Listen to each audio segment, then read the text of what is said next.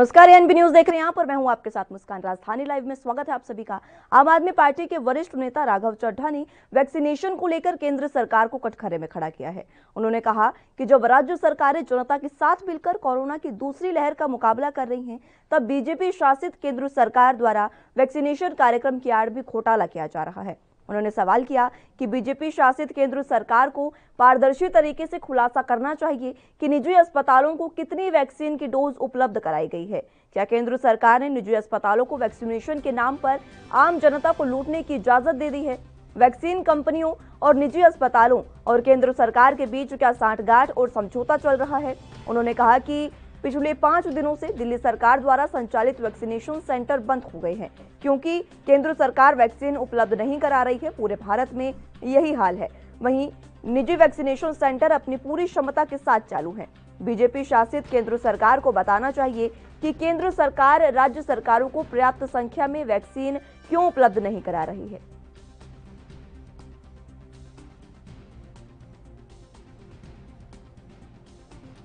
जो वैक्सीनेशन के सेंटर्स हमने सेटअप करे थे वो बंद हो गए हैं क्योंकि केंद्र सरकार दिल्ली को, और खाली दिल्ली को ही नहीं, देश के कई राज्यों को वैक्सीन की डोजेज उपलब्ध नहीं करा रही। ये दृश्य आपको दिल्ली में ही नहीं, देश के कई कोनों में नजर आएंगे जहां युवाओं के लिए वैक्सीनेशन सेंटर बंद हो गए हैं।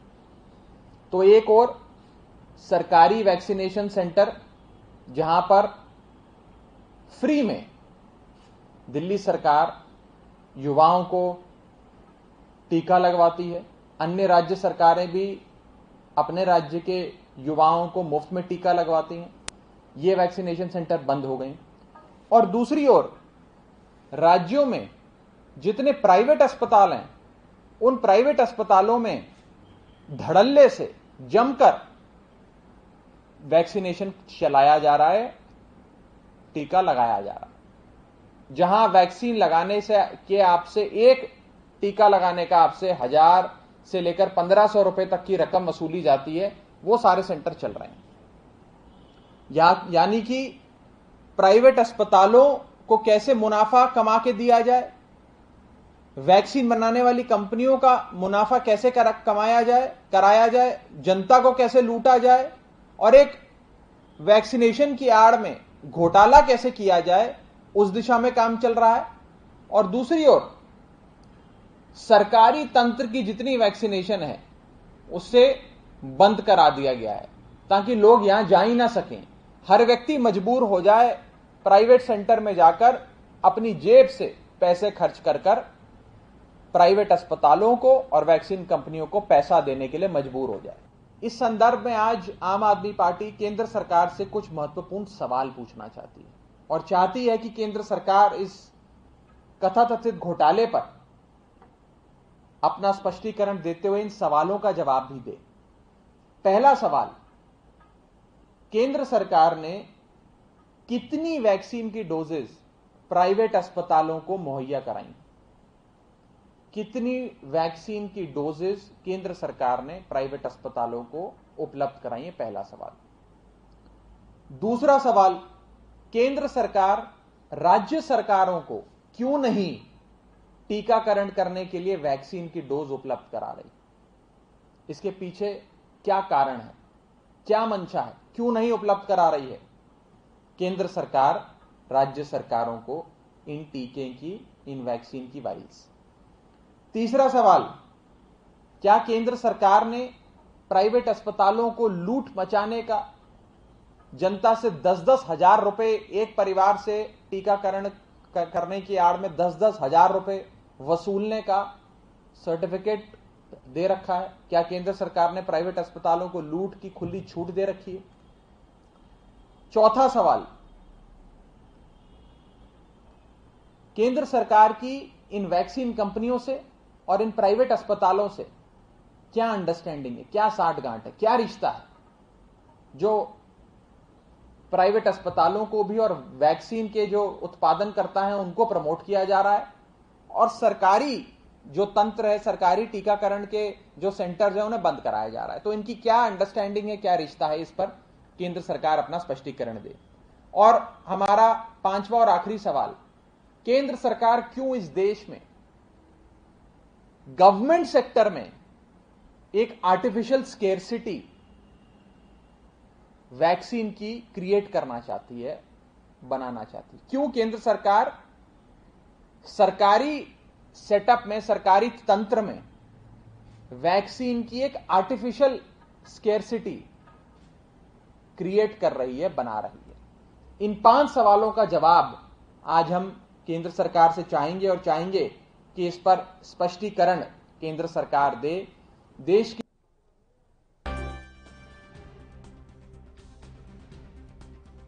चलिए, इसी पर हमारे साथ संवाददाता राजीव तिवारी फोनलाइन पर जुड़ चुके हैं। राजीव, आम आदमी पार्टी के बाद, केजरीवाल के बाद अब राघव चड्ढा ने वैक्सीनेशन को लेकर सवाल उठाए हैं और सरकार को एक बार फिर से कटघरे में कर दिया है और एक बार फिर से घोटाले की यहां पर बात सामने आई है।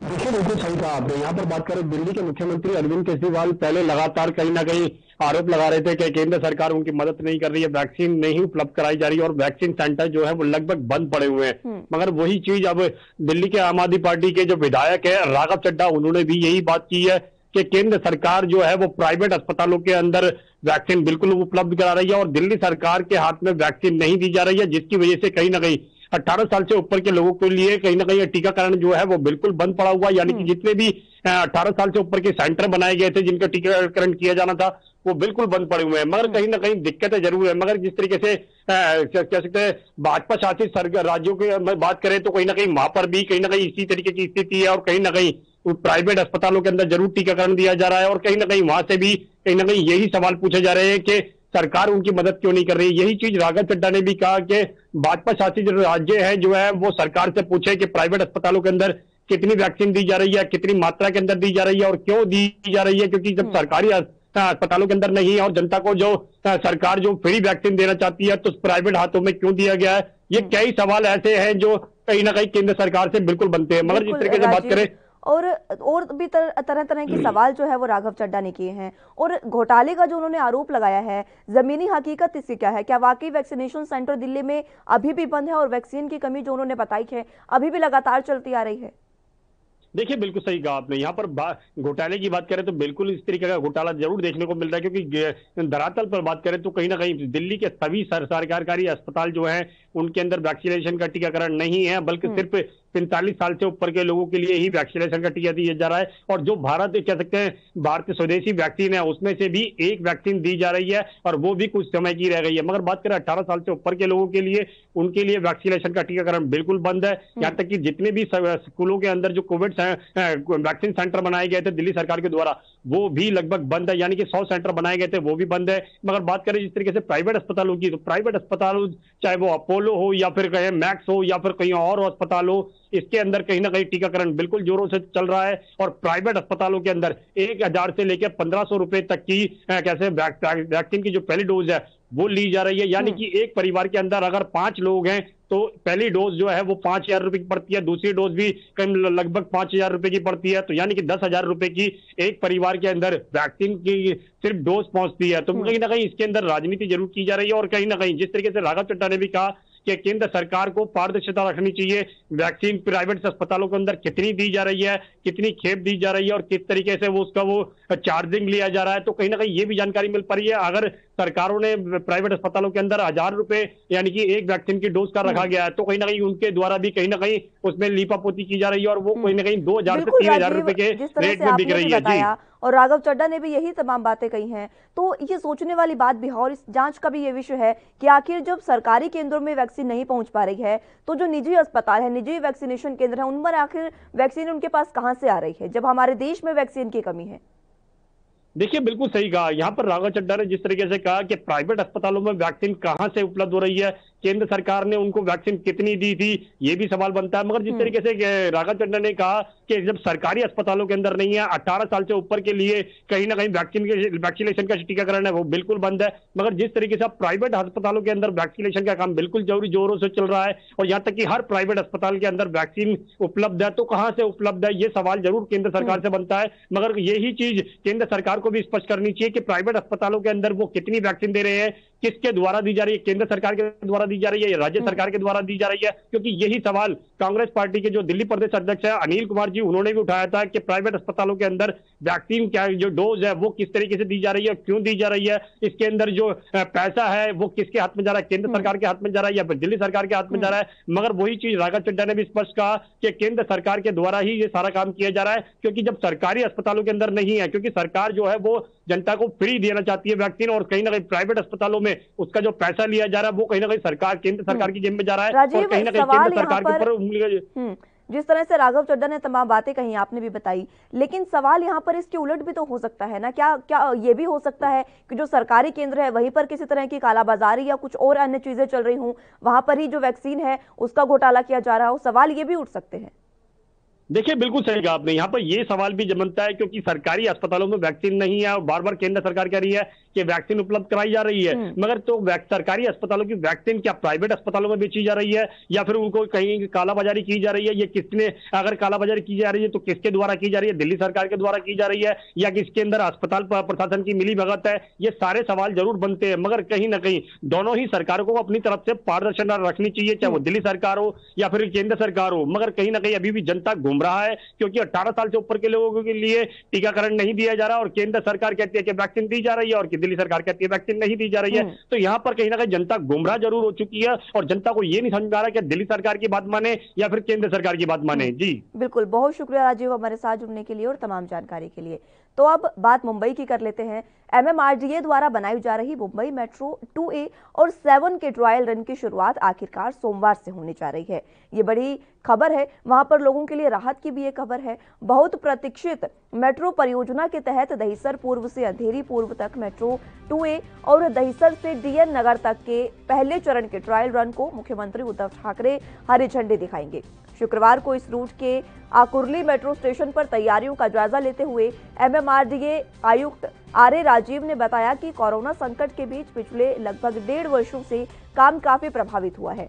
इसके बावजूद विपरीत परिस्थितियों में काम जारी रखा गया है। मेट्रो लाइन 2A पर दहिसर से कामराज नगर और डिपो की लूप लाइन तक ओवरहेड वायर चार्ज का ट्रायल सफलतापूर्वक किया गया है। आयुक्त राजीव ने बताया कि 20 किलोमीटर लंबे इस मेट्रो लाइन पर 4 महीने तक ट्रायल रन होगा। इसके साथ सभी तकनीकी जांच परख के साथ रेलवे सेफ्टी कमिश्नर की NOC के बाद अक्टूबर में यात्रियों के लिए मेट्रो खोल दी जाएगी। इसके अलावा दूसरे चरण की मेट्रो की शुरुआत जनवरी 2020 में होगी। MMRDA आयुक्त RA राजीव के अनुसार इस मेट्रो परियोजना की लागत लगभग 12,000 करोड़ रुपए है। अब तक 6,000 करोड़ रुपए खर्च किए जा चुके हैं। रोलिंग स्टॉक के अलावा स्टेशनों के सिविल वर्क का काम भी चल रहा है। आयुक्त ने कहा कि वेस्टर्न एक्सप्रेस पर भारी ट्रैफिक की वजह से मेट्रो 2A और 7 के काम में काफी बाधा भी आई है।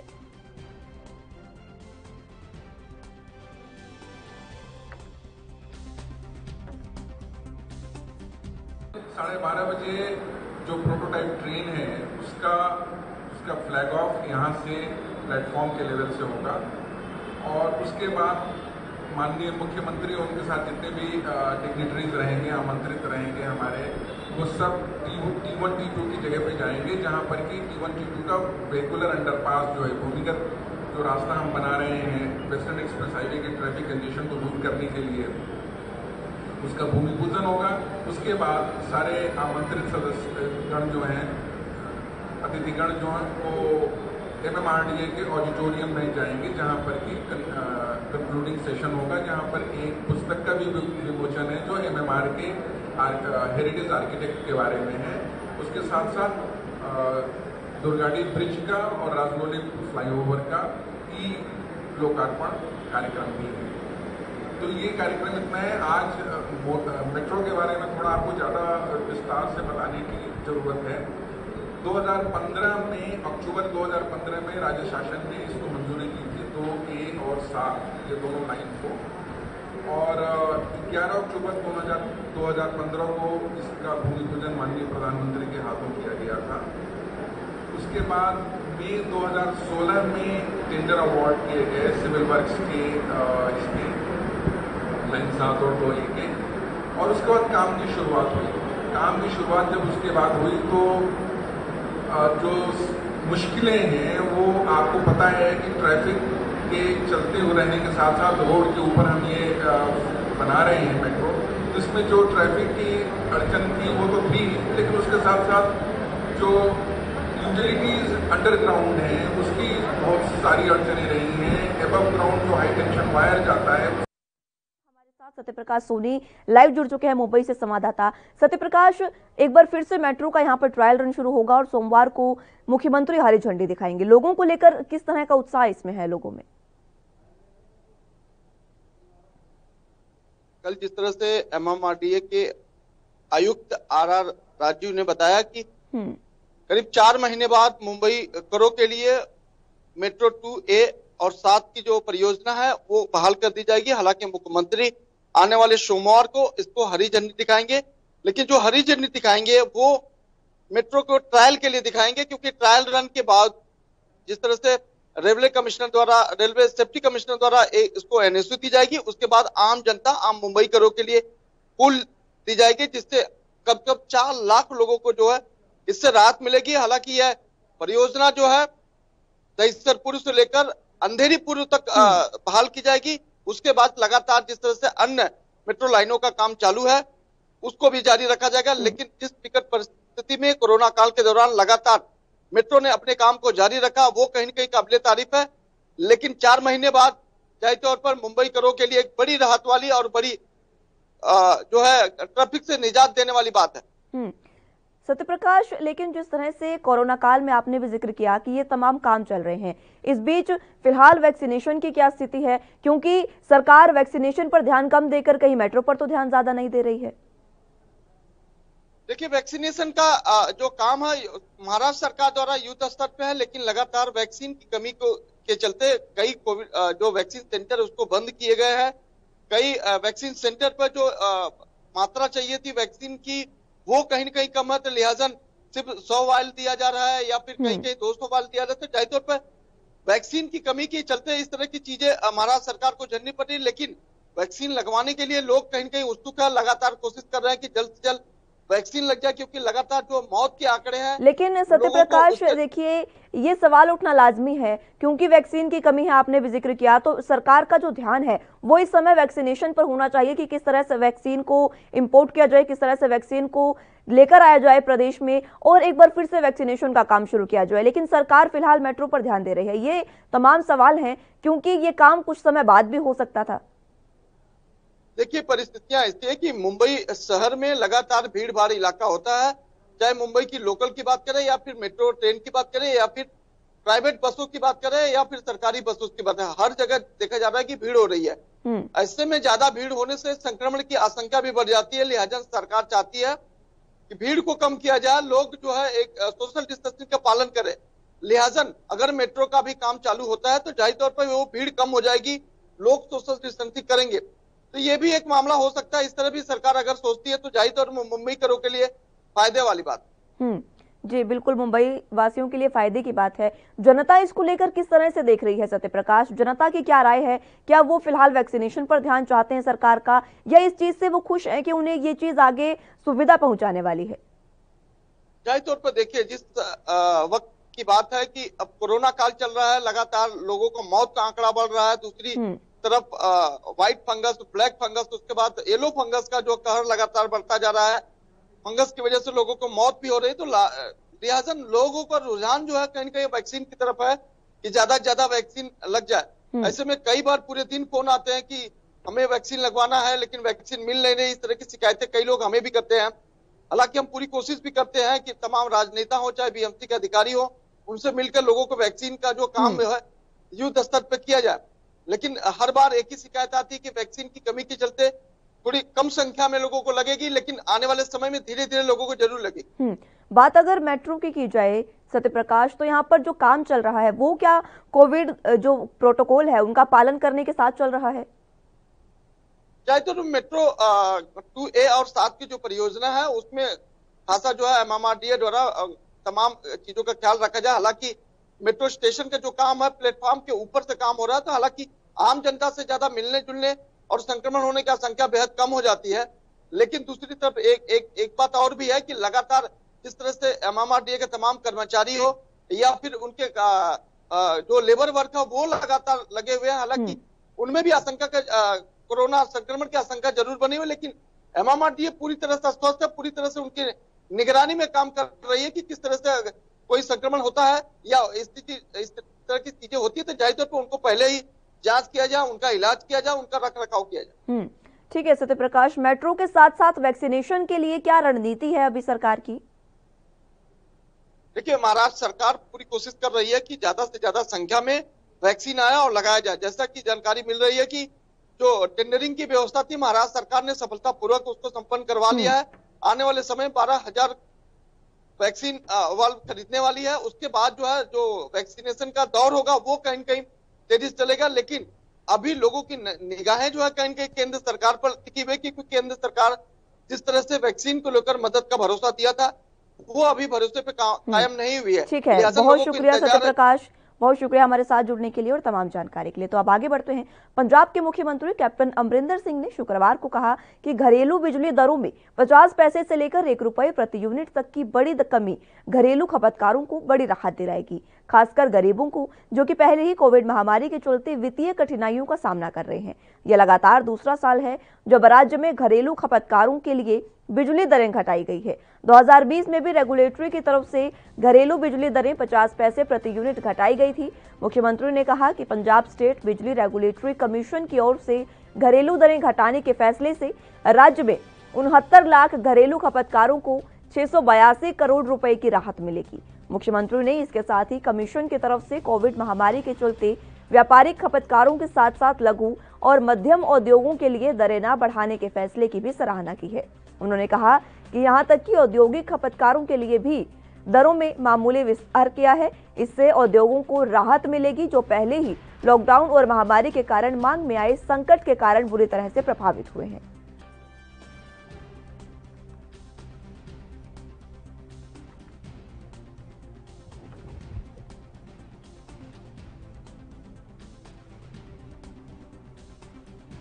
चलिए, हमारे साथ सहयोगी जोगतार भुल्लर पंजाब से जुड़ चुके हैं। जोगतार जी, ये जो एक बार फिर से दरें घटाई गई है, ये किस तरह से जनता को राहत देने वाली है? बिल्कुल निश्चित तौर पे देखिए मुस्कान, ये सरकार की तरफ से बहुत ही महत्वपूर्ण फैसला है और इससे पंजाब के जितने भी तमाम बिजली के जो खपतकार उनको बहुत ज्यादा फायदा होगा, क्योंकि सरकार की तरफ से, क्योंकि जिस हिसाब से कोरोना था और कोरोना को ध्यान में रखते हुए सरकार ने ये महसूस किया है कि काफी जो लोग हैं उनकी जो इनकम सोर्स है वो कम हुई है और कईयों लोगों के रोजगार के खिलाफ था। तो ऐसे में सरकार की तरफ से पंजाब के जो घरेलू उपभोक्ता है उनको राहत दी गई है और ये 1 जून से लेके 31 मार्च 2022 तक ये लागू रहेगा और बिजली दरों में 50 पैसे से लेके 1 रुपए तक यूनिट दी गई है और इसके अलावा जो इंडस्ट्री है उनको भी काफी राहत दी गई है। तो कह सकते हैं कि ये एक चुनावी फायदा भी उठाने की कोशिश की सरकार की तरफ से जाएगी, क्योंकि 2022 में पंजाब की इलेक्शन है और इलेक्शन को ध्यान में रखते हुए सरकार की तरफ से फैसला लिया गया होगा और इससे करीब जो 70 लाख जो घरेलू कंज्यूमर है उनको करीब 682 करोड़ रुपए का राहत पंजाब सरकार की तरफ से दी गई। ये पंजाब सरकार ने क्लेम किया। जी जोगतार जी, जिस तरह से आपने बहुत सही बात कही कि चुनावी फायदा उठाने के लिए ये फैसला लिया जा सकता है, लेकिन इस बीच जनता के लिए हित में ये फैसला है, उससे जनता में भी काफी खुशी देखने को मिल रही है। निश्चित तौर पे देखिए, जिसका अगर बिल पहले मान लो 500 रुपए आ रहा था तो अगर उसका 400 रुपए आ रहा है और तो उसको तो फायदा ही होगा और सरकार की तरफ से जो कोशिश की गई है। लेकिन अभी 10 महीने तक 3 बिल आएंगे और 3 बिल में जिसकी ज्यादा बिजली की खपत होगी उसको तो फायदा ही होगा और सरकार की तरफ से ये भी कहा कि अगर आपके घर के बिजली लोड 2 किलोवाट है तो पहले 100 यूनिट पर आपको 1 रुपए और अगले 200 यूनिट पर 50 पैसे कम देने होंगे, यानी कि 200 रुपए बचेंगे। और जिन घरों का लोड 2 किलो से लेकर 7 किलोवाट तक है तो पहले 100 यूनिट पर उनको 75 पैसे और अगले 200 यूनिट पर 50 पैसे देने पड़े, मतलब 175 रुपए सरकार ने अंदाजा लगाया कि 175 रुपए का फायदा होगा। जिनकी 300 यूनिट की खपत के बाद साधारण बिजली रेट लगेंगे जो पहले 5 रुपए 87 पैसे के हिसाब से 8 रुपए बनते थे, अब उसको 5% शहरी विकास का सेस भी जारी रहेगा। तो पहले जो बिजली की यूनिट थी 4 रुपए 50 पैसे, अब वो 3 रुपए 50 पैसे हो गई है। मुझे काफी राहत है पंजाब सरकार की तरफ से, और ये कोशिश की गई है सरकार की तरफ से कि ये लोगों को फायदा हो। लेकिन विधानसभा चुनाव से पहले ये 10 महीने के लिए लागू रहेगा टैरिफ, क्योंकि फरवरी में पंजाब की इलेक्शन है, तो उससे पहले ये पंजाब की जनता को एक बड़ी राहत जरूर सरकार की तरफ से देने की कोशिश की गई है। ठीक है, बहुत शुक्रिया जगतार जी हमारे साथ जुड़ने के लिए और तमाम जानकारी के लिए। फिलहाल के लिए राजधानी लाइव में मेरे साथ बस इतना ही। आप जुड़े रहिए एनबी न्यूज के साथ। नमस्कार।